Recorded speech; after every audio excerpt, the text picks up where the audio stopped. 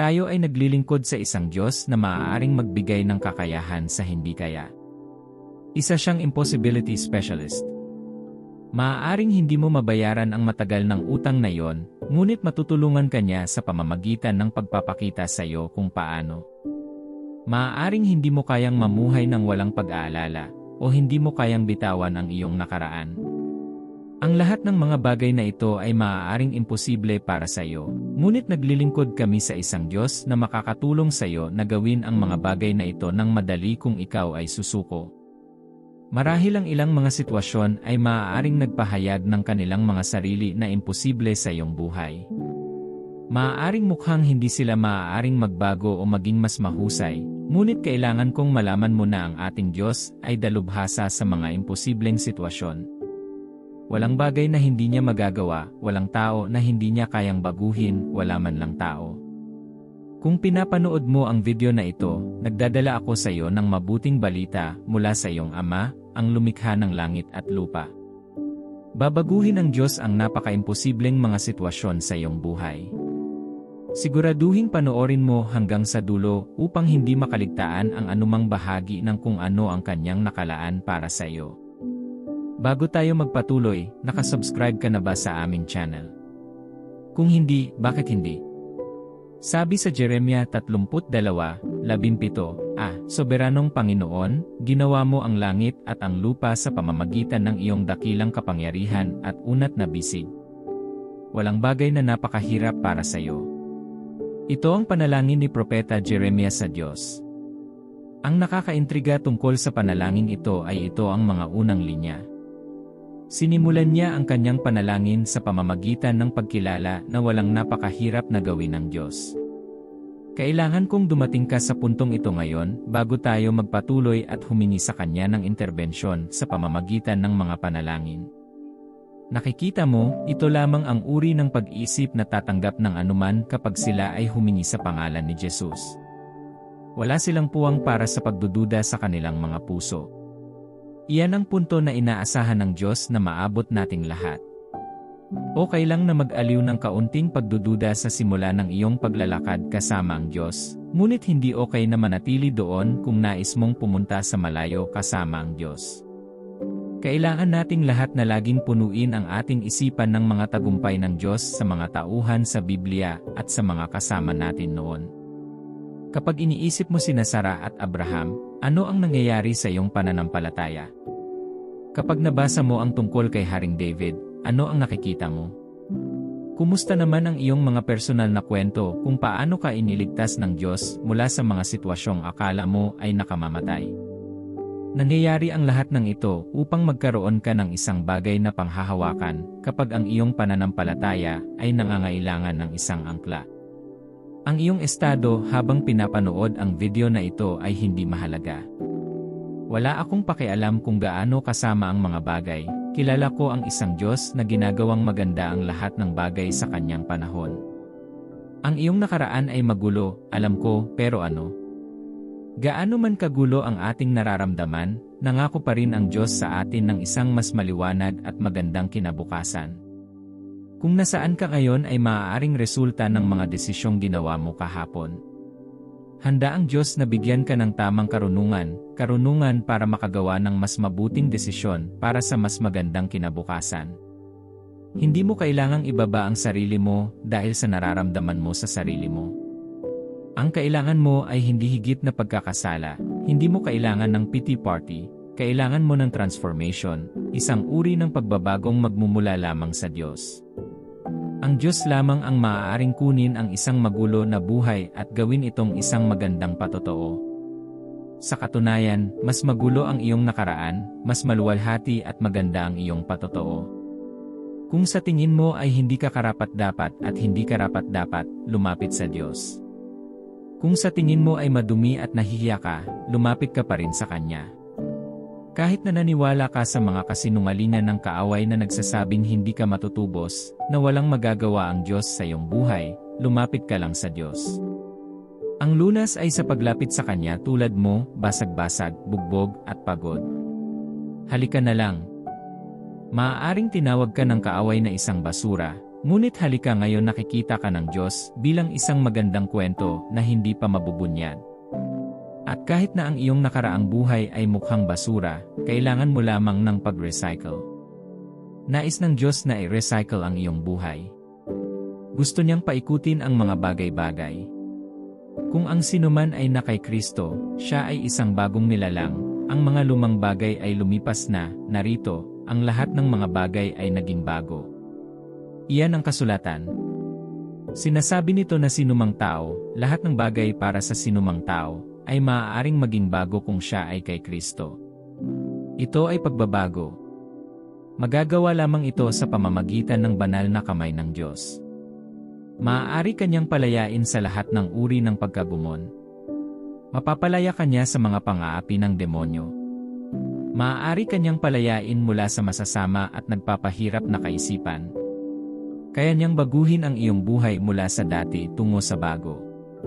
Huwag mong hayaang si Satanas ang magsinungaling sa iyo. Lahat kami ay nanggaling sa isang lugar. Ang dahilan kung bakit mukhang hindi ito ay dahil ang kapangyarihan ng Diyos ay nagbabago sa atin. Ito ay magiging iyong patotoorin. Ito ay nagsasalita tungkol sa kapatawaran ng ating mga kasalanan at mga nakaraang pagkakamali. Pinapasok tayo nito sa isang bagong buhay kung saan hindi na tayo nakatali sa kasalanan. Ito ang pinakamagandang pagbabagong mararanasan ng sinumang tao na nagnanais ng kaligtasan sa kanyang buhay. May iba pang mga paraan na maaaring baguhin ng Diyos ang buhay ng isang tao. Natugunan namin ang pinakamahalaga sa lahat. Nakikita mo, tanging ang mga nakaranas o nakakaranas ng pagbabagong ito sa kanilang mga espiritu at kaluluwa lamang ang maaaring magsimulang umasa ng iba pang mga interbensyon mula sa Diyos sa ibang mga aspeto ng kanilang buhay. Kailangan mong maging kay Kristo upang tamasahin ang mga probisyon na nakalaan para sa kanyang mga tao. Sa kaguluhan ng ating modernong mundo, ang bawat tao ay nagnanais ng isang antas ng pagbabago sa kanyang buhay. Ito ay dahil sa paglalakbay na ito, palagi tayong makakatagpo ng mga hamon.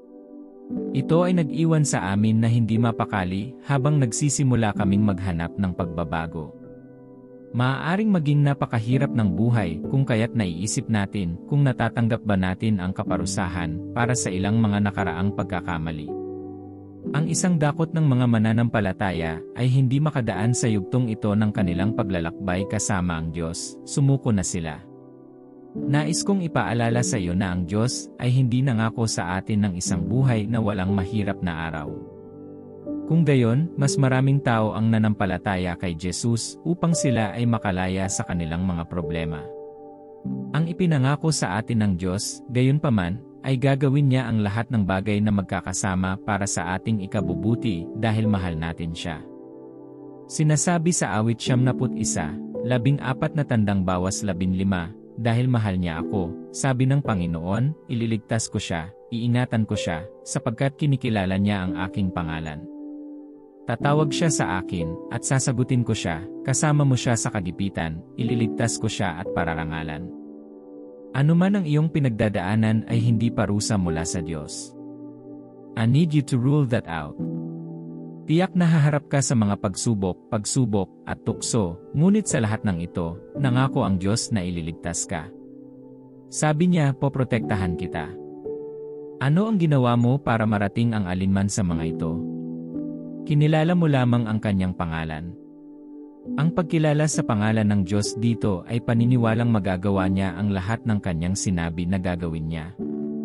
Maaaring mukhang walang kabuluhan ang lahat ng taon ng iyong paglilingkod sa Diyos, ngunit hintayin mo ito, minamahal, ang Diyos pa rin ang may kontrol, at handa siyang baguhin ang mga bagay-bagay.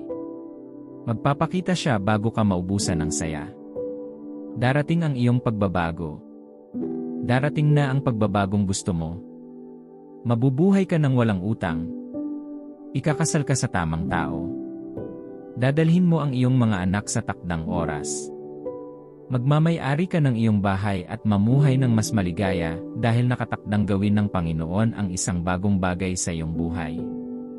Isipin ang iyong buhay bilang isang kanbas na naghihintay sa mga banal na paghampas ng brush. Bawat hagod ay nagdadala ng pangako ng pagpapanibago, pagtubos, at maningning na mga pagpapala.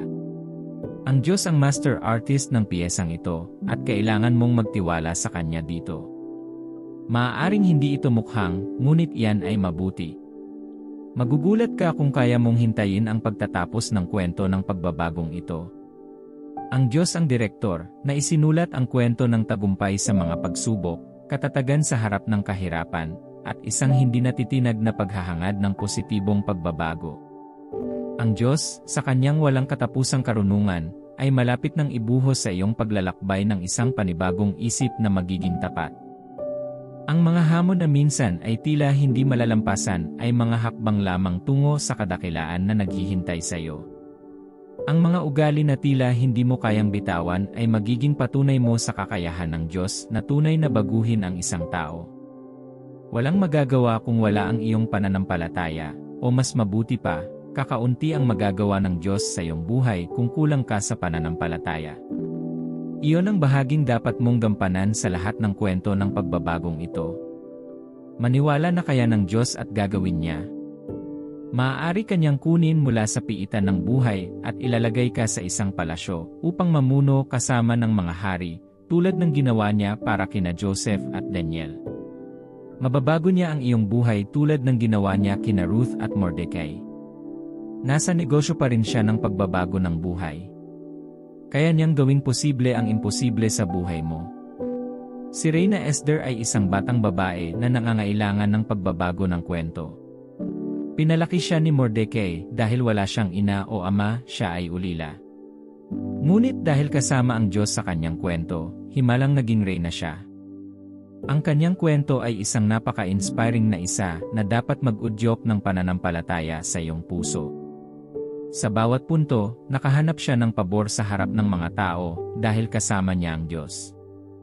Sino ang mag-akala na ang kawawang ulila na ito ay magiging pangunahing karakter sa kaligtasan ng mga Hudyo? Gayunpaman, ito ay kung paano gumagana ang Diyos. Gumagawa siya sa mahiwagang paraan. Sinasabi sa Isaias 55:8 sapagkat ang aking mga pag-isip ay hindi ninyo mga pag-isip, ni ang inyong mga lakad ay aking mga lakad, sabi ng Panginoon. Kung paanong ang langit ay mas mataas kaysa sa lupa, gayon din ang aking mga daan ay mas mataas kaysa sa inyong mga lakad at ang aking mga pag-isip ay mas mataas kaysa sa inyong mga pag-isip. Ang Diyos ay hindi palaging gumagawa sa paraang nakikita natin. Malamang na gumagana siya sa mga paraan na hindi natin inaasahan. Kaya nga siya ay Diyos. Minsan inaasahan nating gagawa ang Diyos sa ilang mga paraan, ngunit pagkatapos ay gumagawa siya sa iba na tila salungat. Kapag nangyari ito, huwag mawalan ng pag-asa. Tumutok sa pagbabagong nais mo at hayaan ang Diyos na gawin ang kanyang mga bagay sa paraang gusto niya. Maaaring pareho ang resulta, ngunit interesado ang Diyos sa paano. Huwag hayaang dayain ka ng kaaway sa panahong ito. Gumagana ang Diyos, maaaring hindi ito mukhang, ngunit tiyak na siya ay gumagawa. May malaking bagay na darating sa iyo. Ang pagkakaiba ay magiging napakalinaw sa lahat ng mga nanunuya sa iyo. Ikaw ay tatawa, ikaw ay sasayaw, at ikaw ay aawit ng mga awit ng papuri sa Diyos. Kapag gusto mong mag-alinlangan sa Diyos, ipaalala sa iyong sarili ang kwento ni Haring David, isang batang pastol na naging hari ng Israel nang may appointment. Alam mo na nakalimutan pa nga siya ng kanyang ama at mga kapatid nang ipadala ng Diyos ang propeta para magpahid ng bagong hari para sa Israel. Para sa propeta, hindi naging kwalipikado si David batay sa pisikal na tangkad gaya ng ginawa ng kanyang mga kapatid. Ngunit lahat ito ay karunungan ng Diyos na nagpaganda ng kanyang kwento. Mula sa pagtatanggol sa mga tupa ng kanyang ama, dinala siya ng Diyos sa palasyo upang ipagtanggol ang buong bansang Israel. Nakalimutan ka na ba? May ilang taong nagsabi tungkol sa iyo, walang magandang lalabas dito. Huwag mag-alala tungkol sa lahat ng mga kilos na ito, kinakailangan ang mga ito upang maging mas malakas ang balita ng iyong buhay. Ang parehong mga taong ito na nag-isip na ang iyong buhay ay hindi maaaring maging mas mahusay ay ang parehong upang batiin ka sa iyong bagong antas sa buhay. Malapit nang gawin ito ng Diyos dahil ito ang takdang oras. Sila ay nagsabi ng mga katulad na bagay tungkol kay Jesus, tandaan. Kaya mas masahol pa ang sasabihin nila sa iyo. Si Jesus ay mula sa isang maliit na nayon na tinatawag na Nazareth, at sinabing walang magandang lalabas mula sa Nazareth. Ngunit tingnan, nahanap ng tagapagligtas ng mundo ang kanyang tahanan doon. Ang taong bulag sa aklat ng Marcos 1:0 ay hindi alam na si Jesus ay lalakad sa kalyeng iyon sa araw na iyon. Lumalabas lang siya para sa kanyang regular na gawain ng pagmamalimos. Ngunit nang marinig niya na si Jesus ay nasa paligid, siya ay sumigaw ng may pananampalataya, "Jesus, anak ni David, maawa ka sa akin." Tumawag siya kay Jesus ng may pananampalataya, at binago ng Diyos ang kanyang buhay magpakailanman. Siya ay gumaling sa kanyang pagkabulag, at malamang na hindi na siya bumalik sa pagmamalimos dahil itinapon niya ang kanyang balabal. Mahal, ano ang masasabi mo sa kwentong ito? Ano ang nakikita mo? Naniniwala ka ba na ang isang salita mula sa Diyos ay makapagwawakas sa lahat ng iyong pagdurusa? Naniniwala ka ba na ang isa na gumawa nito para sa lahat ng karakter na ito sa Biblia ay buhay pa at handang gumawa ng higit pa sa iyong buhay? Sinasabi ng 1 Corinthians 2:9, gayunpaman, gaya ng nasusulat, ang hindi nakita ng mata, ang hindi narinig ng tainga, at ang hindi naisip ng isip ng tao, ang mga bagay na inihanda ng Diyos para sa mga umiibig sa Kanya. Hinihikayat kitang lumapit kay Jesus. Dalhin ang iyong mga problema kung ano ang mga ito at ilagay ang mga ito sa Kanyang paanan. Dalhin ang iyong buhay sa paraang ito at iharap ito sa Kanya. Ang sandaling ito ay isang sagradong intersection ng pananampalataya at kapalaran, kung saan ang iyong paniniwala ay nagiging dahilan para sa mga himala. Ang Diyos ay hindi lamang tungkol sa pagbabago ng iyong buhay, Siya ay nag-orkestra ng isang symphony ng mga pagpapala, kasaganaan, at espiritual na pagtaas. Buksan ang iyong puso upang tumanggap, dahil ang sansinukob ay nakikipagsabuatan sa iyong pabor dahil iniutos ito ng Panginoon. Mga minamahal, magtiwala sa proseso, sumuko, at hayaan ang pagbabagong kapangyarihan ng Diyos na itaas ang iyong buhay sa taas na lampas sa iyong imahinasyon. Ang bukang liwayway ng isang bagong panahon ay nasa iyo, at masasaksihan mo ang mahimalang paglalahad sa bawat aspeto ng iyong buhay. Manalangin tayo. Mahal na Ama sa langit, sa sagradong katahimikan ng sandaling ito, itinataas namin ang aming mga puso sa iyo, ang banal na orkestra ng aming pag-iral. Dumarating kami sa harap ng iyong trono ng biyaya na may pasasalamat sa kaloob na buhay at isang espiritong bukas sa pagbabagong kapangyarihan ng iyong pag-ibig. Habang nakatayo kami sa sangangdaan ng aming paglalakbay, isinusuko namin ang aming mga takot at pag-aalinlangan, nagtitiwala sa iyong banal na karunungan at kapangyarihan upang gawin ang hindi maisip. Panginoon, naniniwala kami na malapit ka nang magbukas ng malalim na pagbabago sa aming buhay. Nararamdaman namin ang banayad na pagpapakilos ng iyong espiritu tulad ng isang bulong sa hangin na nangangako ng pagpapanibago, pagtubos, at mga pagpapalang hindi nasusukat. Kinikilala namin ang iyong kamay sa trabaho na nagsusulat ng kwento ng layunin at tadhana. Ibinibigay namin ang aming mga kalooban sa iyo, na kinikilala na ang iyong mga plano para sa amin ay higit na dakila kaysa sa amin. Bigyan mo kami ng lakas na yakapin ang mga pagbabagong itinakda mo para sa aming buhay. Ama, ipinagdarasal namin ang biyayang palayain ang anumang kalakip sa nakaraan na maaaring makahadlang sa mahimalang gawain na iyong gagawin. Tulungan mo kaming pawiin ang pagkakasala at pasanin ng nakaraan upang matanggap namin ang kabuuan ng iyong pagbabago. Naway ang iyong biyaya ay maging balsamo upang gamutin ang aming mga sugat at ibalik kami sa iyong pag-ibig. O makapangyarihan at mapagmahal na tagapaglikha, kami ay may kababaang loob na lumalapit sa iyo, hinahanap ang iyong banal na panghihimasok at pagbabago. Sa kaibuturan ng ating kaluluwa, nananabik tayo sa pagbabago, patnubay, at panibagong kahulugan ng layunin. Ibinibigay namin sa iyo ang aming mga takot, pag-aalinlangan, at limitasyon, nagtitiwala sa iyong walang katapusang karunungan at biyaya. Bigyan mo kami ng lakas upang malampasan ang mga hamon, ang lakas ng loob na ituloy ang aming mga pangarap, at ang katatagan upang inabigate ang hindi tiyak na mga landas ng buhay.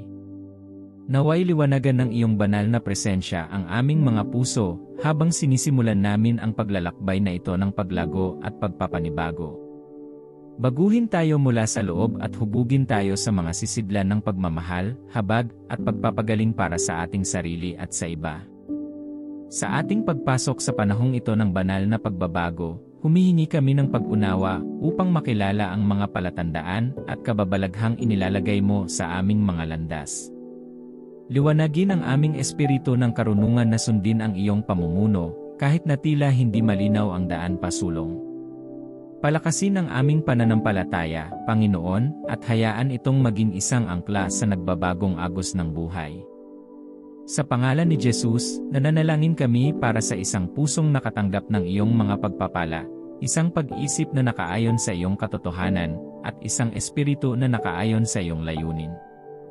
Naway ang iyong pagbabagong hawakan ay magbunga ng kagandahang natutulog sa loob namin, tulad ng isang bulaklak na namumukadkad sa ilalim ng banayad na haplos ng araw sa umaga. Nakikiisa tayo sa ating pananampalataya habang nananalangin tayo para sa lahat na umaasa ng isang espesyal na himala, lalo na ang isa na matagal nilang hinihintay. Katulad ng babaeng may isyu ng dugo, hinihiling namin na dalawin mo sila ngayon at wakasan ang bawat nakapanghihina na kalagayan sa kanilang buhay sa makapangyarihang pangalan ni Jesus. Salamat, Ama, sa pangako ng pagbabago at katiyakan na ang iyong pag-ibig ay hindi nagkukulang. Nagtitiwala kami sa iyo, batid na ikaw ang pinagmumulan ng lahat ng kabutihan at ang arkitekto ng aming mga tadhana.